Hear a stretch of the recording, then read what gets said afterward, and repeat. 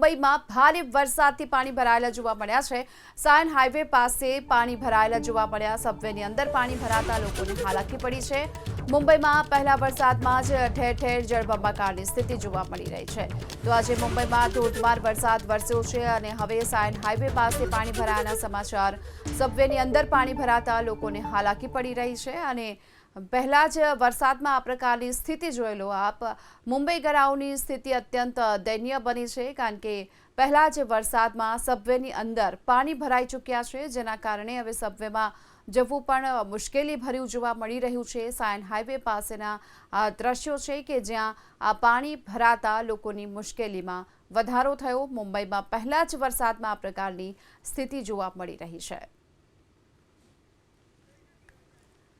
તો મુંબઈમાં હાલ જ્યારે મેઘસવારી આવી પહોંચી છે, આજે વહેલી સવારથી વરસાદ વરસ્યો હતો અને બપોર થતાની સાથે ધોધમાર વરસાદની શરૂઆત થઈ હતી। એવામાં આ દ્રશ્યો છે જે સામે આવી રહ્યા છે, જ્યાં સબવેમાં પાણી ઘૂસી ચૂક્યા છે। સાયન પાસે આ ગરનાળામાં પાણી ભરાયા છે અને તેના કારણે આ પ્રકારની સ્થિતિ જોવા મળી છે।